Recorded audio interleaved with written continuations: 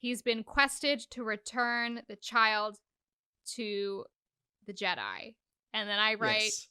who are the Jedi? No, you didn't. I did. No, you didn't. You're right. I am angry. What the hell, I wrote, Caroline? are they a race? I thought it was a training thing. Welcome to Heinously Uninformed, where we recap the latest episode of the second season of The Mandalorian. I'm Caroline, and I can name 3 Star Wars movie titles, and I don't know what a Mandalorian is. And I'm Albert, a lifelong Star Wars fan. Hello, welcome back to Heinously Uninformed. This is Season 2, Episode 3, Chapter 11? The Heiress. Yeah, Heiress. Chapter 11, I think. The Heiress. The Heiress? How do you say it? Heiress. Heiress, right? No. Yeah. Paris. How would Paris Hilton say it? The Heiress. The Heiress. Now I feel like I'm saying a slur or like a curse word. No, we love Heiress. her. The Heiress. Heiress. Oh god, Heiress. we're off to a great. I don't even know how to pronounce a word. I think it's the way I pronounce it depends on the context. If I'm talking about Paris Hilton, it's Heiress. But if it's in the context of this show, Heiress. Okay. You know, the tone. Wow, Yeah. I can tell that your tone carries a lot of judgment over this episode. I'm curious. Did you not like episode 3? No, for different reasons than last week. Last week I didn't like it for the lack of like sort of development of the characters and the plot. I made my likes and dislikes again this episode, so we should review that. Yeah. I did think that the locations were cool this episode. Me too. I thought the locations were really cool. Yeah, I thought it was really awesome. I have another like, but it might be spoilery, so I'll save it.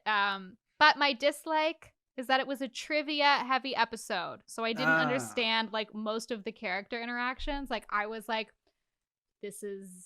I just didn't get it. So I didn't know what I should be noting, what was important, what was, like trivia that's important to the story, and what's just, like, fucking silicac crystals. Like, I don't know.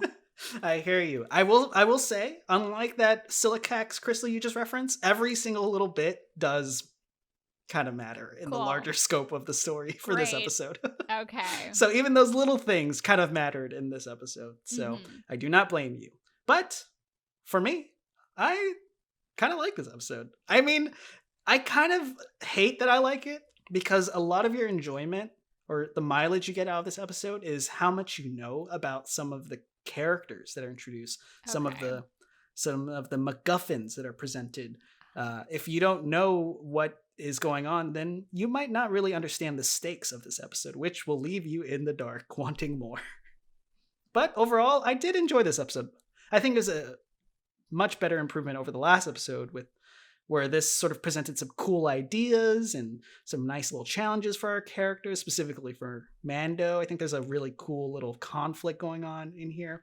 I like this episode. I don't know how it's going to shape up because we're already more than a third of the season because it's only 8 episodes. We're at episode 3. Mm-hmm. So next week is going to be our midpoint of the season. Can you believe that? That makes me, I feel like I've learned nothing. I feel like I'm just as uninformed now as I was when I started. Yeah. I feel like for season 1 that we had with Game of Thrones, I was kind of able to piece together things by the end of the 3rd episode. This one I'm like, I still don't like Baby Yoda. That's it. Hey, Baby Yoda grew on me in this episode in a really nice way. He was cute, but he still made those dumb noises. And the noises are cute. Okay, Caroline, we're going to fight this episode. I was with you last episode. I think the problem that I have is that, like, it doesn't look like the noise fits him. I feel like there's such, like, human baby cute coos and stuff that, like, and I know that he's not a human. I know that and especially because of, like, Yoda's sounds as the character from the 80s or whenever the fuck those movies are from, the 70s, I don't know. I just feel like having these like really strange like infantile noises, it just doesn't match the way that the character looks.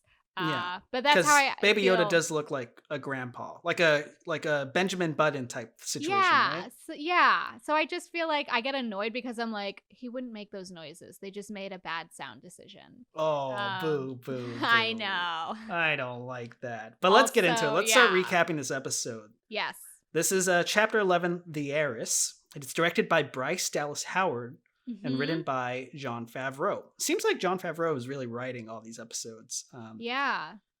I don't know if they have a writing team. I know they have like a lot of like showrunners behind the scenes, like some creative forces, but Jon Favreau has been credited with writing every episode of season 1 also, I think. So it's a lot of responsibility to carry on the shoulders. Yeah. And I like Bryce Dallas Howard a lot. I didn't know that she was directing anything. She directed a few episodes or 2 episodes from season 1. Well, there we go. Yeah. Can you tell? Does she have a distinct style? I do. I think she gets some performances out of, and I'm not sure if she's involved with the casting decisions, but I thought there were some really interesting casting choices in this episode, which we'll get into. Okay.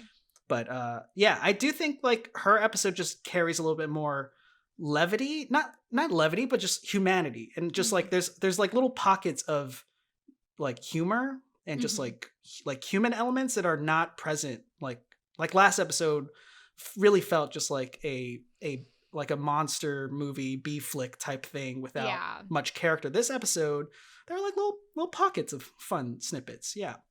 But where does this episode start, Caroline? Well, it starts with me being annoyed, honestly. Because like we open. You start? Did you like stub your toe right before you hit play? Why are you annoyed? Man, I was snuggled up under my electric blanket. It's getting cold in LA now. It is getting chilly. So I was under my electric blanket, had a fresh can of knockoff LaCroix. Like I was ready to settle in. No, I was annoyed because they do the recap, right? Which if we're thinking of the recap, there's a moment that I don't know from the first season where they're talking about removing the helmet. And I was like, am I going to see his face? And then it doesn't happen. But then it goes through a recap of last episode, which was like the ship. It's going to be a long journey. And then it opens on the ship. Everyone's asleep. And then they arrived immediately. And like while there are like issues in like them actually arriving into the port that they're going to, the fact that literally the last thing is it's going to be a long ride, and then it's like, okay, we're here. I'm like, but then was it long? I'm gonna put my foot down, Caroline, because in the recap, you're right. He did say that it's gonna be a long ride. So when the episode starts, and what we start on is the image of a planet, right? And it's on that planet for several seconds. You don't see a ship for a while. And then the Razor Crest enters frame. So the implication is between now and a week ago when that episode aired, they've been traveling for some time. Oh, so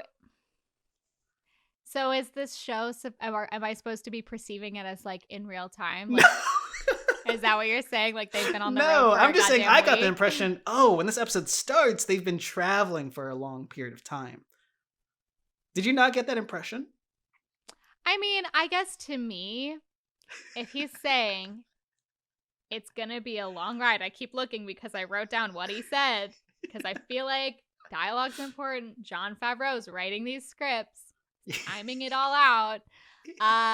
It's going to be a long ride. And then I guess like, I'm not asking for like a really corny, like, mashup of time passing of them, eating cereal and taking naps. But like, what cereal are they eating in the Razor's Crest in the cockpit? What would they eat?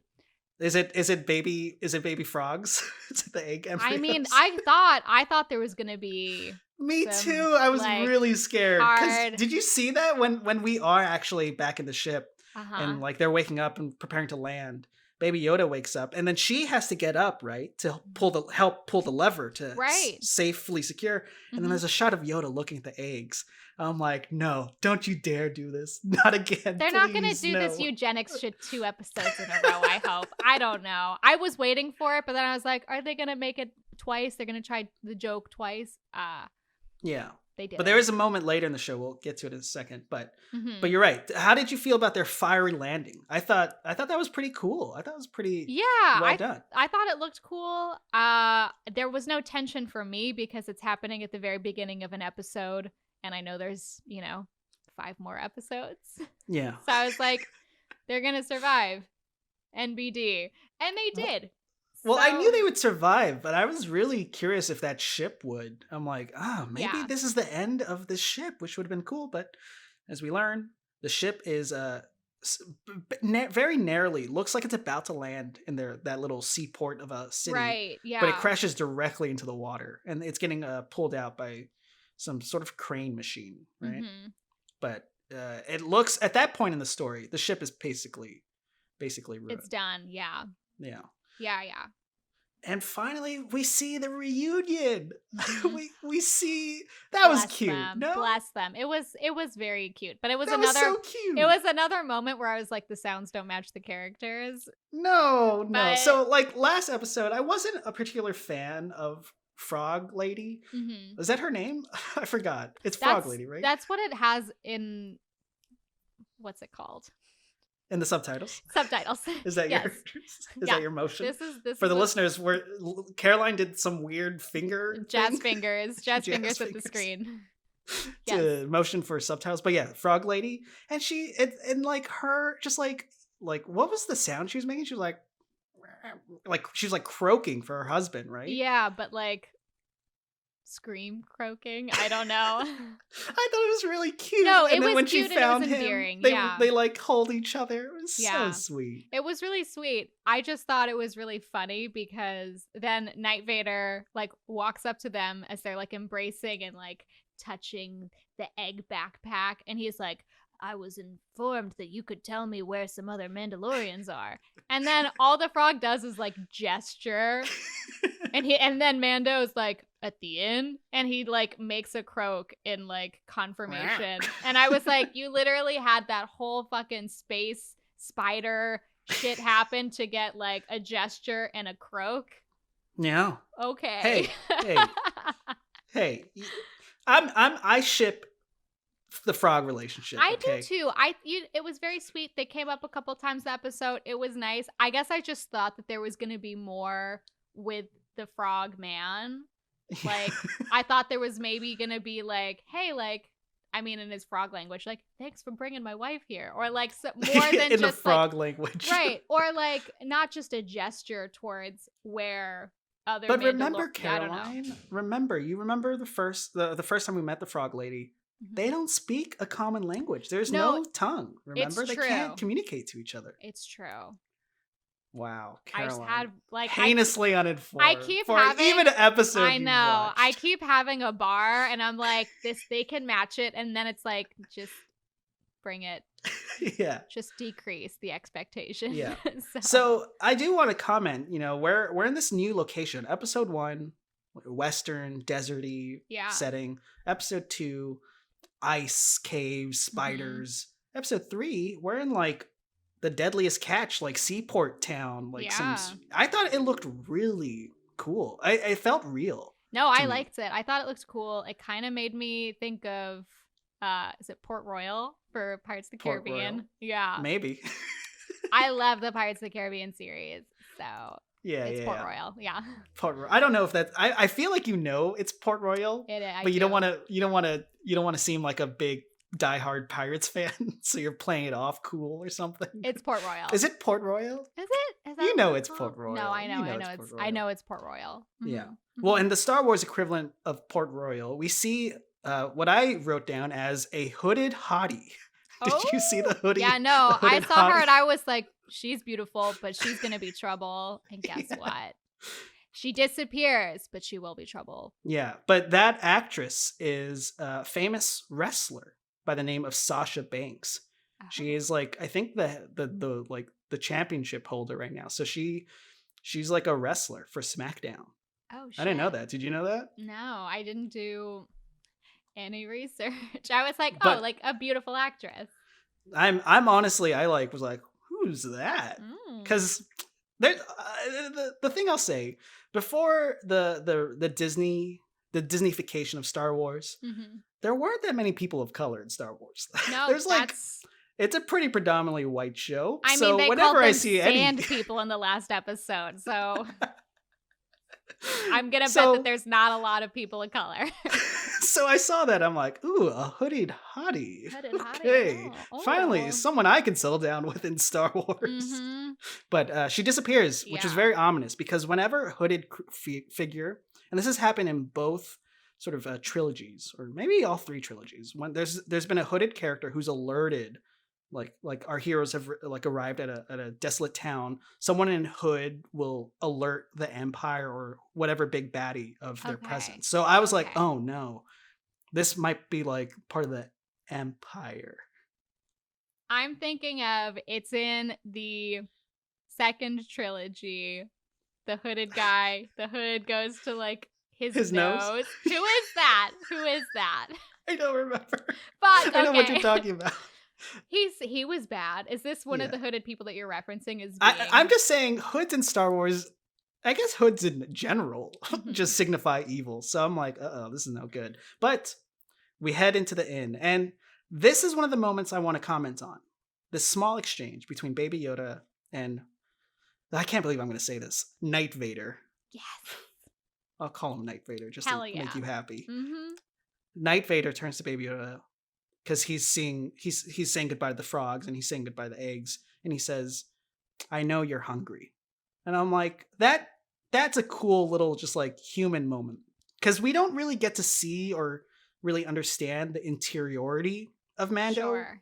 We lose so much because he's covered by that mask. Yeah. So a lot of his humanity as a character is kind of lost, because you can only see it in his actions or his lines.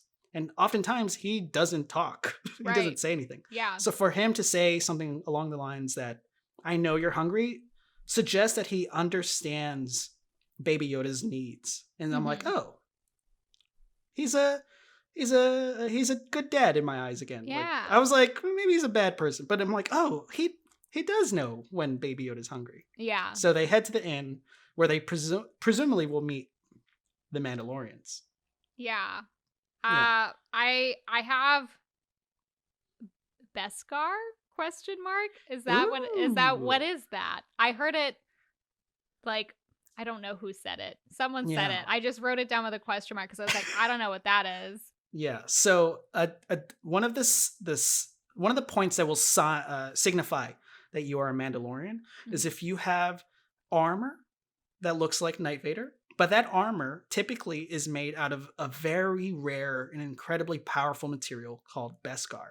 Oh. It is so rare that people will literally kill you for it, which is what we saw later in this episode, right? Yeah. So if you have Beskar armor, that means you are like either a Mandalorian or you killed a Mandalorian and stole the metal. Oh, okay. So that's why, like, in the first episode when he saw Cobb Vanth, Cobb Vanth, yeah. Vanth, sorry. Wearing that, he was like, "You killed somebody, you piece of shit." Even though he did not, he purchased it, or rather traded for it. Okay. And I gotta say this, otherwise the internet people will flame us. Technically, the armor that Cobb Vanth was wearing belongs to Boba Fett, and technically, his armor is not made out of Beskar steel, because technically, I hate myself for doing this, he is technically not a Mandalorian. What the fuck is happening? Okay. I'm sorry. I just know. If someone's gonna nitpick, dude, this is such a well, actually moment. I hate it. I hate it too. This is why I can't get into shit like this, because the well, actually shit. I'm sorry. It's not for me, man. Let's keep going with the show, please. Okay. We're in the end, Anyway, there we learn about Beskar steel. Baby Yoda's eating chowder. Yeah, because he asked the waiter, like, "Hey, have you seen anyone like me?" You know, they have Beskar steel, so that's what he's essentially asking. And what'd you think of that food? What'd you call it? I mean, chowder? He called it chowder. He's like, "Chowder for the baby." I don't know if that's what he said, but did it look good to you? It did, until like something crawled out of it. I'm into it's officially getting cold. I like soups. I like veggie chowders. I like love chowders, to be chili, honest. yeah, Some chowders with soup. crackers, but Yeah, yum. I'm not a fan of like my meal coming and launching into my face. Like you mentioned you No. watched Alien Yeah. last episode, so that kind of reminded me of like those face huggers, the aliens Mhm. from Alien. Yeah, But I thought something a lot worse was about to happen, and then all he did was like prod it with a knife, and then it was done. I was like, "Is yeah, this? I don't know what this means." Okay. yeah. But that again was like another moment of levity. It was just like a fun little tidbit, which I think that's maybe one of Bryce Dallas Howard's like I think she does just pay attention to these little moments. So okay, kudos. Yeah. What happens in this thing? Like they eat and then I Uh-huh. forgot some like the waiter's like, oh, okay, I know the person. I'll know the persons, and so I have Davy Jones offers to bring Knight Vader to other Mandalorians. I don't think his name is Davy Jones, but I already compared it to the Pirates of the Caribbean. You are a big fan of pirates. If you were love seeing pirates. Port Royale, Davy Jones, maybe they took inspiration from it. But yeah, he I don't know what the name of the alien species.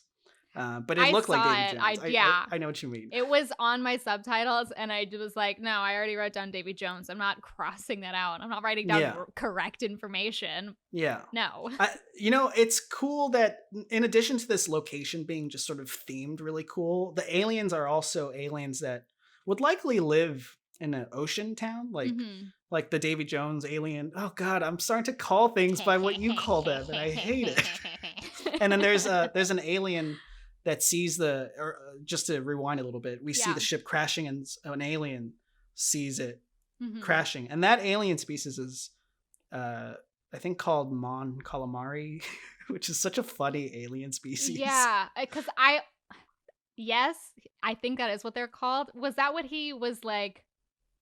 Because when he gets into his ship at the end of it, he like exclaims that, and I was like, "Is that a swear? Is he saying it's a bit of a slur?" He's like, he's basically shaming, or like when you're like, he was like basically blaming an entire race for the repairs on the ship. But we'll get there. So it was a slur. Got it. Cool.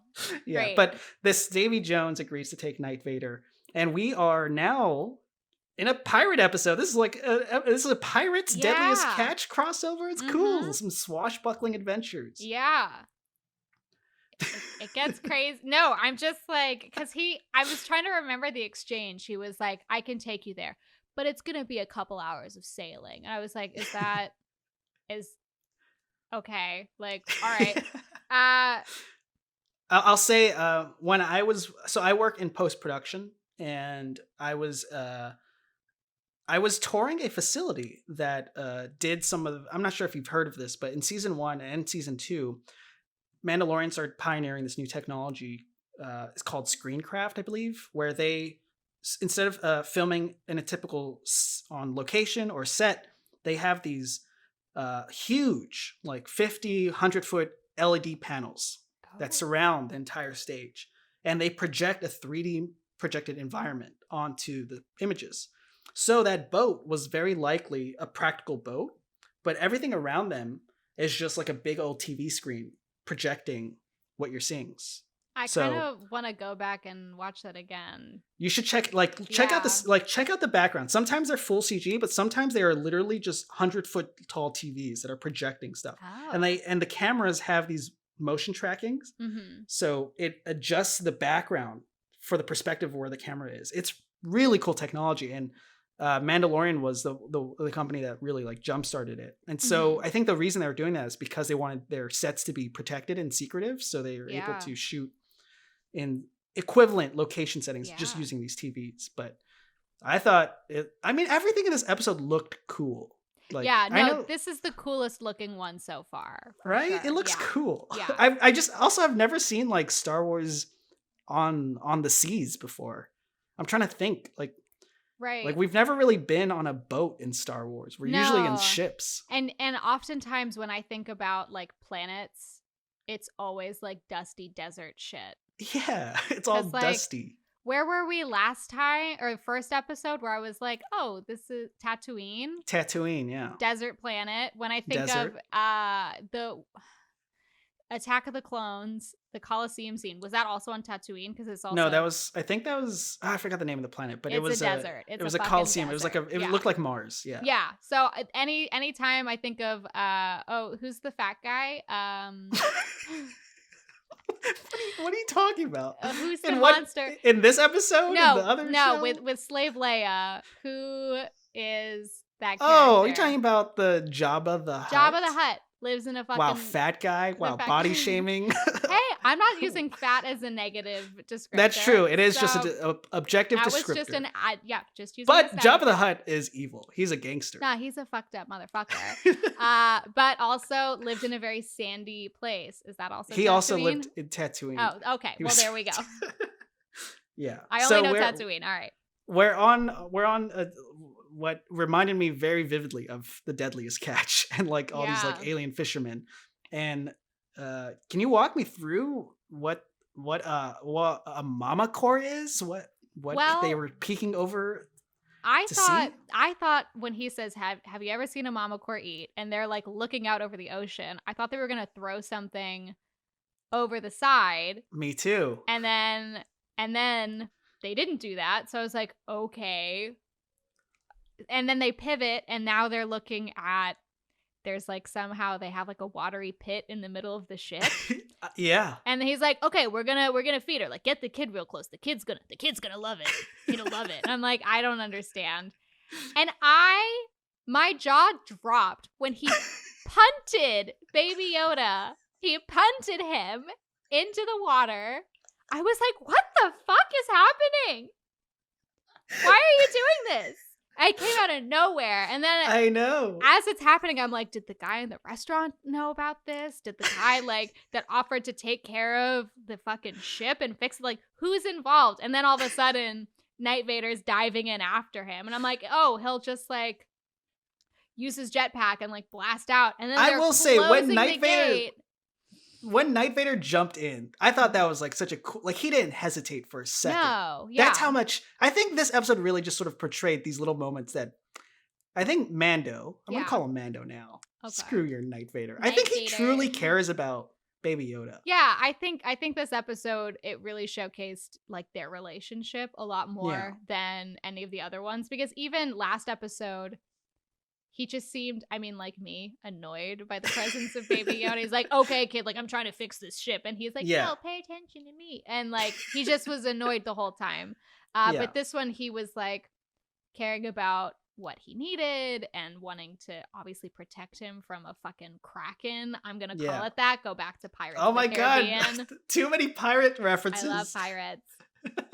Okay, so I don't know what a mama core is. I didn't know contextually what was going on, but when you're right, when that dude punted Baby Yoda, it was shocking. No, I literally was like I was so surprised because I didn't think he was a villain. I know he looks like Davy Jones, who is a fucking villain, but I was like, oh, he's like a good one. No, the guy's an asshole. No, so I was like, what is happening? Mando's trapped in here, and Baby Yoda like jamming just got through the bars to kill him, and they're trying to drown him, and it was really fucked up. Yeah. So again, Mando finds himself in a position just like last episode where literally he's about to die, and so is Baby Yoda. Yeah. But could you describe what descends from the sky? What appears to be 3, I was like, is that one Mandalorian? And then there ended up being 3. And I feel like one has distinct armor and the other 2 are very similar, but different. But there's 3. I like cheered. I fist in the air. I'm like, save Baby Yoda, save Mando. Yeah. Were you happy? Has your annoyed level decreased? I was kind of like, I was annoyed because I was like, this show again, it's awfully convenient, isn't it? This is all so convenient that he's out looking for Mandalorians and they find him instead. Yeah. Mm-hmm. Yeah. So these Mandos, they wreck shop. They're a force to be reckoned, and they save Mando and Baby Yoda. Yeah.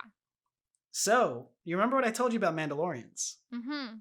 That they're like tough guy. Like people, they have a reputation, and this scene really just sort of demonstrates. I mean, this whole episode demonstrates how lethal they can be. But he's saved and he's reunited with his own kind. Happy ending, right? Or so we think.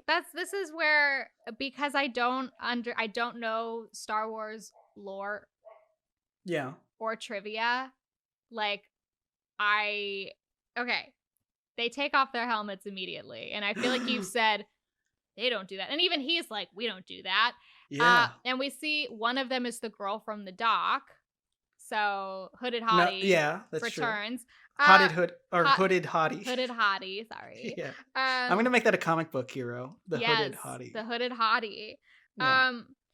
And then she starts like explaining who she is, because I don't know if he says like, you took your helmet off, you're not one of me. But then she's saying I'm the last of my line, and then was saying that he's from a cult. But I feel like she's more of a culty person than him, especially throughout the episode. I'm like, girl, you're the cult leader. Like, that's you. That's this all is where you. Things get really trivia. This is very trivia. So, where to begin? I know. I'm like looking at my notes, like I don't know where to start. I'll start with the newest introduction to the Star Wars Mandalorian universe, but she's no stranger to the Star Wars universe. Bo-Katan, played by the really charming yet tough Katie Sackhoff, who you may have seen from Battlestar Galactica. I did not. And all right, well, she's a fan favorite actress, but the character she plays is a beloved fan favorite character. Bo-Katan has a long history in previous Star Wars things, specifically the animated kids show Star Wars: The Clone Wars. I have not. Did you know that was a thing? I remember. Hold on. Star Wars Clone Wars, was that like a Nickelodeon? No, it would have been a Disney show, obviously. It was on Cartoon Network, I think. Who owns I mean, things? the Clone Wars went from like Cartoon Network to Netflix, and now the last season was on Disney Plus. Disney Plus. When I think of an animated Star Wars show, am I crazy for thinking of it as like an animated Lego show?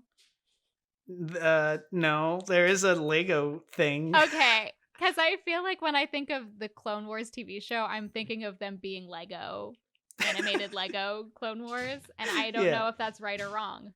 It could be right, but essentially the Clone Wars, the kids' TV show, chronicles the adventures and stories between Episode 2, Attack of the Clones, and Episode 3, Revenge of the Sith.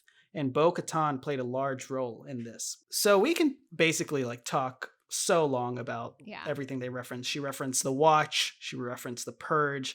All you really need to know is that the Mandalorians, essentially, there was like a schism culturally between the original sort of like creed of the Mandalorians, which was all about domination, warrior, showing strength, and what Bo-Katan now embodies, which is more of a humanistic approach, where it's like we don't necessarily need to wear our helmets. We don't necessarily need to conquer. Maybe we can handle things through diplomacy. Okay. So she said that he's part of a radical. Did you hear that part? She was like, you're part of like a religious cult. Yeah. Okay. Because is that because he's from the originals, which are more hardcore about the warrior aspect? I think he was trained and raised to be part of the original Mandalorian creed. Okay. And she's from the newer one.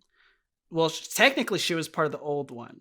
She was actually part of that radical group. And then stuff happened in the Clone Wars. It's so funny because I actually watched season 5 of the Clone Wars in the background while I was editing stuff a week and a half ago. So I finished season 5, and season 5 really just covered all of this. So I really know a lot of this stuff intimately. God. I won't go into the detail, but she was part of that creed, and now she is trying to emerge as this more progressive group. Yeah. So Mando is more of a Biden Harris, whereas she's Bo-Katan is more of a Bernie Sanders AOC type of progressiveness. Okay. If that political metaphor makes sense. Yeah. No, now it does. Yeah. Okay. Okay. So what did you gather? As someone who doesn't really understand what's going on, you just knew that this person was here and saved him. I was like, okay, like she's like, he's saying that she's not a Mandalorian, and she's like, I am. We're just different now. And then he's like, fuck you, and then he leaves.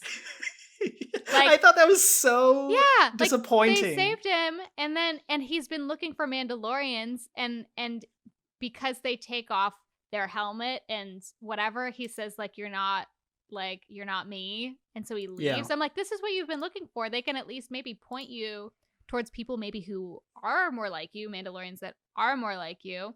But he's like, no, fuck this, I'm out, and then he leaves. On a narrative level, I thought that was so disappointing, because for once, like, this is like a new sort of like internal conflict for him. Then I'm like, oh, this is juicy. Let's see where this goes. And then he just flies away. No, they got to keep this in tight 5 episodes after this. They got to keep it tight. So there's no, they're not going to stray. But the thing is, like, he flies away. They blow up the ship, like the three amigos. I'm going to call them the three amigos. I call them the Amandas. The Amandas. They're mainly women, Mandalorians, the Amandas. Also, they're all very hot. Yeah. Like, all 3 of them. 10s across the board. I can't remember what the dude looked like, but the women, very beautiful. The women were beautiful, but the dude was also hot. I'm telling you, they were all. You rewatch it just rewatch it for them. I'm gonna watch it on mute. Sounds good. Yeah. And then they blow up the ship, and then we have like a double beat where he returns to the dock. He's like, and then another Davy Jones's brother, Barry Jones, comes out and is just like, you killed my brother. You killed my and bro. then they save him again. I'm like, what is the point of this? I mean, it's spectacle for spectacle's sake, but it's really not interesting on a dramatic level. No, I'll say. They're like, let's go have some dinner, and I'm like, this guy, like, y'all could have just talked it out over some soup without needing to do all of the whatever. Fine, whatever. It is what it is. But I had problems. But we head back to the inn, and we're having dinner. Yeah. What are you smiling about, listeners? Caroline has a weird grin on her face right now. Because my next note, you're gonna get upset. I'm gonna get upset? Yeah, because this is how uninformed I am. I'm gonna read from my notes. Oh, God. He is telling the Amandas he's been quested to return the child to the Jedi. And then I write, who are the Jedi? No, you didn't. I did. No, you didn't. You're right. I am angry. What the hell, Caroline? Are they a race? I thought it was a training thing. Do you? Because when I think of like, you're right. I'm angry, Caroline. Like, I have no idea where your head's Jedi, at right now. Like, please explain. I thought that, like, okay. I thought it was like, have you ever seen Beverly Hills Ninja? No. What? Okay. Is that a popular? I thought you were going to end that sentence with Beverly Hills Cop, no. like a famous popular Beverly movie? Hills Ninja is a really phenomenal Chris Farley movie from the late 80s. I know or what something. you're talking about. Okay, so he's Haru of the Takagoro Dojo, right? I never watched it. Oh my god, it's so good. It's so bad. It's amazing. Okay. But I thought, so Haru is like raised at this like ninja training school, right? Yeah. He's the great white ninja. So I thought that like the way that Haru was like training to be a ninja, it's something that you can kind of be born into, but you're kind of also just like go like train. You want to be a ninja, like go to the school. Like I thought that Jedi is like, it was kind of like a familial like line thing, but also like if you showed promise and you were from outside of the lines, then maybe you could train to be a Jedi. Like who are the Jedis? I don't know. Like. The Jedi is it a race? I don't know. Who are? I don't know who they are. Jedi is like a religion, right? So like, so anyone could be Christian or Catholic, right? But the only requisite for Jedi is that you have to be Force sensitive. You have to be able to have a relationship with the Force. And that's just like a thinly veiled metaphor for just like being one with God, right? If we're using the religion metaphor. Yeah. But to be fair, in this timeline, it's on the heels of the return of the Jedi. So the Jedi have been extinct essentially for quite some time. But since the Empire has reached their demise, Luke Skywalker is essentially returning the Jedi form. So So Luke Skywalker is alive and somewhere in the world in Mandalorian. Is he Darth Vader yet? No, Luke Skywalker was never Darth Vader. That was Anakin, right? Yes. Okay, Yes. so Luke Skywalker, does he ever become evil? Oh, Caroline, do you want to talk about this show and this episode, or do you want a dissertation on Luke Skywalker? I always stay on target. I always Caroline. confuse stay him on with target. Anakin. I always think that Luke Skywalker is going to be Darth Vader when Darth Vader is his dad, and I'm sorry. Okay, it's okay. It's okay. Anyway, but essentially, to answer your question, Baby Yoda has Force abilities. I don't think you've seen him use them yet. In some recap, he does the hand thing. Yeah. So he's trying to reunite him with some Jedis to get some training. And Bo-Katan says, okay, I'll help you. Yeah. But you got to help me because I want to take back our home planet of Mandalore. And in order to do that, we need to rob this Imperial freighter full of their weapons. Yeah. You in or you out? Uh-huh. And he says, I'll do it. I'll do it. Okay. Yeah. Yeah. So like a video, like the narrative of a video game, he has another quest and he has to do this. So he leaves Baby Yoda with our frog family. Yeah. I love them. I got nervous. I did too. I was like, now he's just gonna be with those eggs. Yeah, but there was, again, he was looking at the eggs and then he saw one of those eggs give birth to like a tadpole. Yeah. And I that's when like my fears sort of like extinguished. I'm like, okay, he understands what he's doing. Yeah. And also he just ate chowder.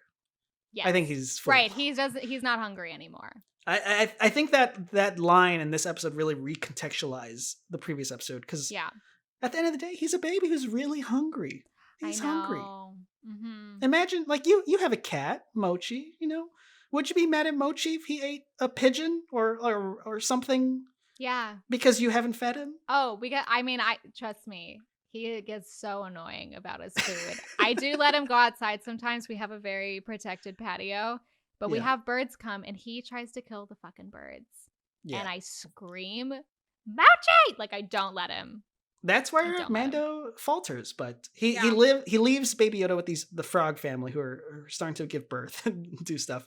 Ew. And Mando, we see like a full-on buccaneer attack. It's like, again, a pirate raid. Yeah. I mean, they call them pirates. Yeah. In the episode. Did you recognize that actor?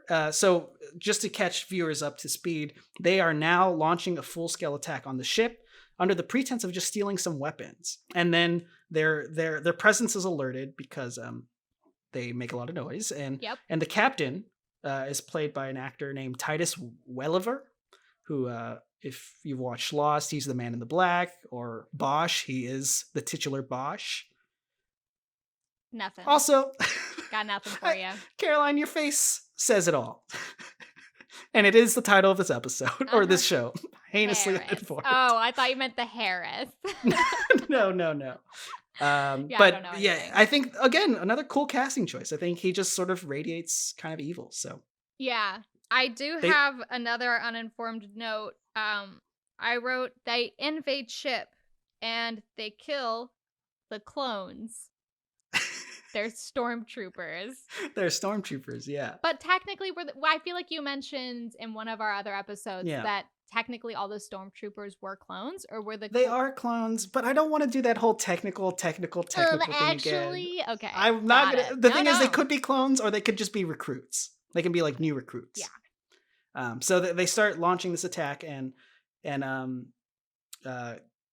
pirates. They're pirates, but they're kicking butt. You're seeing Mandos in action, a group of Mandos, which you saw snippets of that in season 1, but it's nice to see Mandalorians working together. Mm-hmm. You can just really see how strong they are. Like nothing can stop them. Are you impressed? I mean, I guess because like I got confused a couple times because they were like knocking out the stormtroopers like nothing, right? Yeah. And then like they get down to the cargo area. Yeah. Right? And everybody gets like sucked out after they were shot at. So that happens. But then when they're trying to go to the like what's the engine room? What's it called? The bridge, the the bridge. Yeah, I guess the captain's quarters, the captain's whatever it's quarters. called. Yeah, wherever they're going to like try to like commandeer the ship officially. There's like the part where they're like in the hallway and there's like 8 stormtroopers shooting at them. Yeah. And then like Knight Vader walks out with his little like pocket bombs and all of the like stormtroopers are shooting at him and it's like great like just glancing off of his armor. I guess that's why it's called Beskar. Beskar. I'm gonna call it the best armor. I'm gonna call in it the galaxy. Beskar. But I guess because like I didn't know that that's what Beskar was when I was watching it, and I don't know anything the about. bullets are just flying off. Right, so I was kind of just like, why are they so? I guess I just didn't the whole time. Everything was going over my head because I don't know all of this trivia. I hear you. But the thing is, the reason they're storming the captain's quarters is because they arrive at the cargo hold, and again, another wonderful casting choice. A lot of people don't really know this actor who plays that guard in the cargo hold. His name is Kevin Dorff, and he's like a big improviser, comedian guy from Chicago. So I knew him because I'm an improv nerd and I know of him, but I thought that was really funny. The whole like, close the door, let's close the door. Did you laugh at that at all? I didn't get it. I was like, what's I think because I was just so confused by everything. I was like, what the fuck is like, why is he saying to close the door? No, so they're storming. Okay, Caroline, they're storming the car. I'm about to pop off. They're storming the cargo hold. And he's like, everyone hold your guns. Okay. And everyone's holding their guns. And then as soon as they turn the corner, he's like, close the door. Let's close it up. Yeah. You didn't chuckle at all? I thought that was such a fun little joke. No, I guess I didn't know it was supposed to be a joke. Oh my god. Okay, well, essentially, in this cargo hold, mission accomplished. Manda's like, let's go. We got the weapons. And Bo-Katan's like, no. We can't take Mandalore with just the weapons. We need to start building some real firepower here. Yeah. We're stealing the ship. Oh my He's god. like, no, you're changing the deal. And she's like, this is the way. Which is a fun, tongue-in-cheek way to call back the fact that is a sort of a catchphrase of that old Mandalorian creed. But isn't he from the old Mandalorian creed? Yeah, so she did it as like a F-U, like, this is the way. This is, okay. Like, shouldn't you want to fight? Shouldn't you want the glory? Yeah, because... So she kind of like pushed his hand into doing this. Right, so this is where I wrote, Bo seems way more culty than Knight Vader. And then... I also get confused because when we cut to it's called a cockpit. That's right. It is called a cockpit. That's where, I mean, maybe if they were in, I guess it is a ship. It's a ship. It's a cockpit. That's where it was. So the guy who you already named says, "Long live the Empire," and then Well, do you know who he's talking to? He's someone cool. I don't know. That's a very important. That's the main season 1 villain. That's the main villain of our show. The hologrammed character. Did you? Were you asleep, Caroline? I was taking notes. Happening? I'm taking notes. I don't know anything. He took a FaceTime call with some guy who's played by the wonderfully evil Giancarlo Esposito as Moff Gideon. Okay. I know that he was talking to somebody. I just don't know. Oh, God. Like, Caroline, I'll excuse the lore-heavy trivia.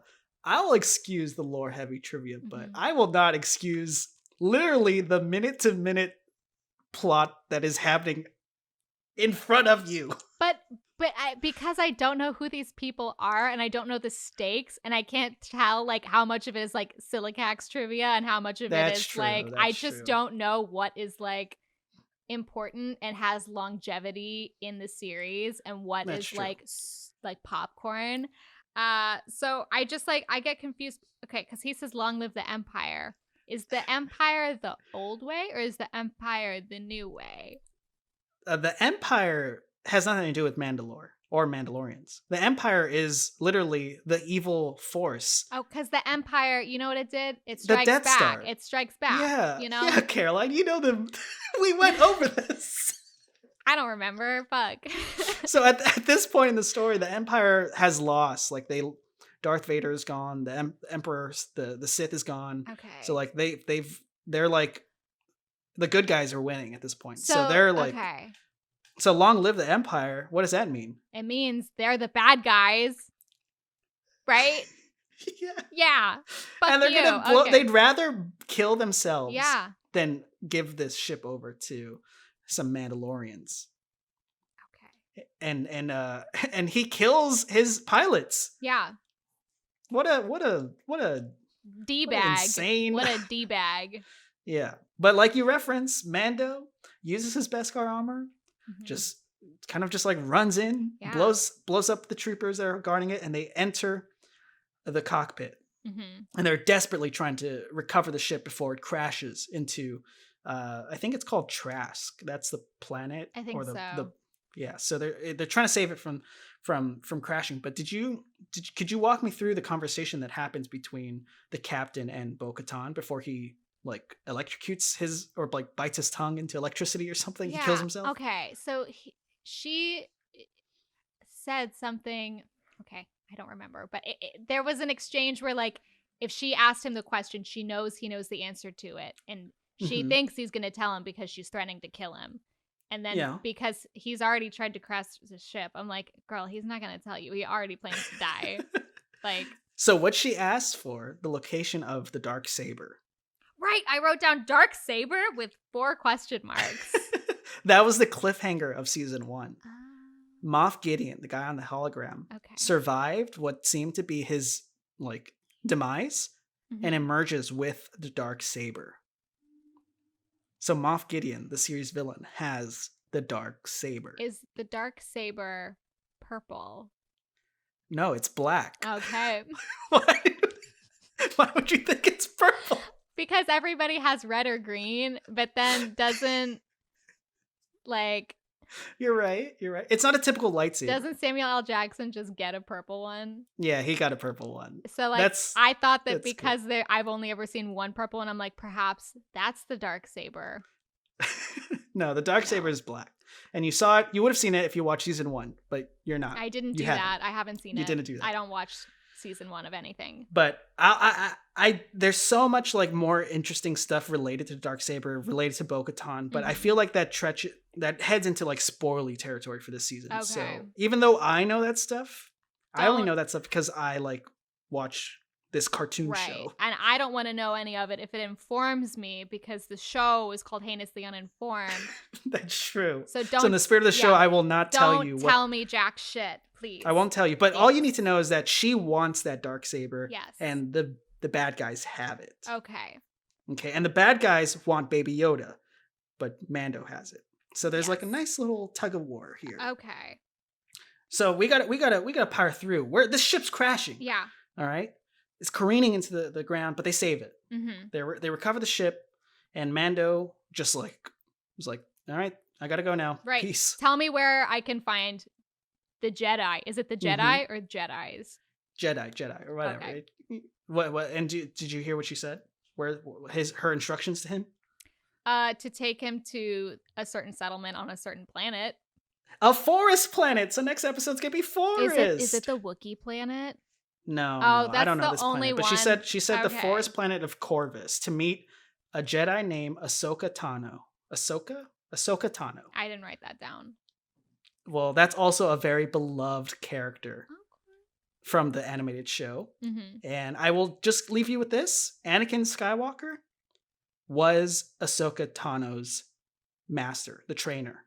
Oh. So before Darth Vader was evil, he had his own little Padawan. Uh-huh. That Padawan is the Jedi that Mando is heading towards in the story of Mandalorian season 2 so far. Okay. So Darth Vader. I feel like I fried your brain. So I think your brain is literally fried. There's smoke coming out of your ears right now. Because you're talking about Anakin Skywalker just now? Yeah. Okay. Yeah. Anakin Skywalker becomes... So when he was good, he trained a Jedi in the Mm-hmm. cartoon shows, and that Jedi is the one that we're heading towards in the next episode. Is he already Darth Vader at this point? No. Wait, in the point in the show? Yeah. In the point of the show, Darth Vader's dead. Oh, okay. I was like, wait, could they like butterfly effect this shit? No. No. Got it. So the character we're gonna meet is technically not even part of the Jedi. The reason they have survived is because they kind of quit the Jedi Order. Okay. So, because they were so upset and fed up. And so that caused a great schism. Anyways, I'm really excited to meet this character because I know who's cast as this character. Okay. Like the actress who's playing Ahsoka Tano. Oh, she's a woman. Oh. If that makes anything I would not have been able to guess based off of the name. They never they're not gendered. It's all neutral sounding. Yeah. So desert, ice, water, and now forest. Ooh, very exciting. It's gonna be cool. But I'm sure the Bo-Katan and her 3 Amandas are going to reunite in some meaningful way. Probably. I think it's all going to sort of culminate into this big action sequence. But Mando returns to the Frog family to pick up Baby Yoda, and he doesn't want to leave because he wants to play with the baby frog. He has a little brother. It's so cute. He has a little brother. Oh, it's a cutie. Did you hear what Mando said, though, before he picks him up? No, I have enough pets. He says, I have enough pets. And I got really fucking pissed. I was like, good thing they can't understand you, you piece of shit. Well, I mean, it does seem like they do understand each other arbitrarily. Like, sometimes he'll say something, and then he understands, and then Baby Yoda will say something, and he, like, responds, like, as if they're talking. It's good that the fucking frog people can't understand him, because... This guy, okay, everybody's talking about how this Knight Vader dude is a good-ass person. He is throwing around slurs left and goddamn right. And you know what? Wow. We're anti-racist here, so fuck this guy, okay? That's a very good point. I didn't realize the implications. Like, we don't need another pet, but that's not a pet. That's like that's a species. That's another creature. Yeah, you're right. You fucked up motherfucker. Also, I mean, the thing that I gathered from that is that, like, oh, he sees Baby Yoda as a pet, not as a child. I kind of, as I was writing it down, I was like trying to, and then also sometimes like parents joke like, oh, I don't need another pet. I have 3 kids at home. Like, yeah. I know, but I still was also kind of just like the implication based off of the way that he throws slurs around to me was not like, I have a child, I don't need another pet. To me, at first, it was like, these are lesser beings. They are animals. Yeah. And I didn't like it. Well, that concludes Chapter 11, The Heiress. I really enjoyed this episode because I understood what was going on because I'm a nerd and I watch a cartoon show. So all these little pieces and narrative threads are compelling for me, which is unfair for viewers who have only seen The Mandalorian. I feel like a lot of people who only have seen The Mandalorian are going to be really lost. I don't think you're going to be alone, Caroline. I think listeners of this show who haven't seen Clone Wars will be like, I don't really understand why this is cool or important. Right. But for people who know these characters from other pieces of media, they're going to be very excited, like myself. Yeah. And partially because I just enjoy seeing more female heroines. Like, Bo-Katan's a really cool character. I thought she was super cool. Yeah, no, like I do. I think she's kind of culty for sure, but also she's good. She's a good person. She's a little violent. She kind of tricked him into hijacking. She tricked him into hijacking a whole ship. That's true, but that ship, just think of it this way. That ship is manned by the equivalent of present day Nazis. Like those are dictators, fascist Nazis. That's fair. That's super fair. Fuck the Nazis. We do hate Nazis. Are you a Nazi sympathizer? We're anti-racist and we hate Nazis here. So wow, we're so woke. Yeah, you know. Well, next week we're going to return for season 2, episode 4, which is going to be the midpoint. So I'm telling you, expect something big, because if we meet Ahsoka Tano, we're going to see a Jedi for the first time in Mandalorian. I don't know. We have never seen a Jedi in the show. I feel like we're going to get another filler episode. Oh, don't say that. Don't say that. I think our filler is done. I think everything from this point forward is going to be very focused and good. Okay. But I do wonder how much of that enjoyment will be predicated on your viewing of other media. What do you mean? Are they going to keep referencing like the Clone Wars, the TV show? Are they going to reference comic books that no one's read? Yeah. Like, they're really getting into the nitty gritty of the Star Wars lore. But are you enjoying the show? No. Okay. I'm enjoying taking a dump on it every week. That's the I'm happy to give you that space, Caroline. I don't want you to be constipated. No, oh my God. No, I do enjoy, because a lot of times when I'm watching other shows and movies during the week, I'm kind of multitasking when I do it. Like I'm like working on my sewing or I'm cleaning or whatever, even when I'm like listening to other podcasts. And this is a show where I actually sit and I'm like watching it and I'm like paying attention. And the fact that I'm like not scrolling Twitter or like doing something else, it's actually really nice to do. That's great. One thing. So that's actually been really nice. I don't care about the plot. I don't care about the characters, but I get to have that mental clarity for 45 minutes. Oh, so I'm so glad. I'm so glad the show brings you that. Yeah. And I'm like on balancing that tightrope of loving it or hating it. Yeah. So I'm still enjoying it overall. Mm-hmm. I think the artistry on display, like the directing this episode, I thought was really good. Mm-hmm. I think the production design really was a standout. Yeah, I thought it was just so visually, good. Yeah. like the craftsmanship on every level, just is so chef's kiss. No, that was my third thing that I liked, or maybe it was my second thing. I think I only liked 2 You liked more than one thing? I know, can you believe it? I liked the locations, and I liked the different Mandalorian armor. That's what I liked, because I did think it was cool that they had like a distinct style to it for each one. Very fair. Yeah. Well, that concludes the recap of the Heiress season 2, episode 3, chapter 11. Mm-hmm. Where can we find you? Or you got anything to plug, Caroline? Okay, so you can follow me on Instagram. I'm at Caroline Danger. I have my Etsy store, which is Etsy. It's Curio by Caroline. I'm putting some masks up this weekend and some cute little holiday ornaments, so keep an eye out for those. You can follow the show on Instagram at Heinously Uninformed. We're on Twitter at HEINOUSLY U. You guys should leave some comments, some reviews, some likes. Just get all over our socials and reviews, please. What about you, Albert? Post a review for the show if you'd like. If you enjoy this show, we have a ton of fun doing it. We're also considering doing some merch based off some viewer requests, so that's very cool. For me, I'm going to plug my YouTube channel, which now has a unique URL, youtube.com/c/AlbiePlayer1. By the time you're listening to this, I will be streaming on Tuesday, November 17th on YouTube.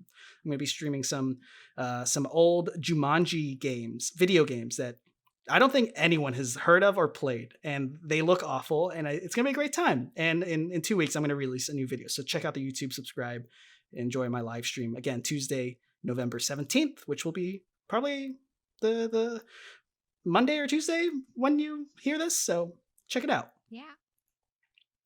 Thanks so much for listening. Mm-hmm. Really appreciate it. Yeah, thank you for listening, guys.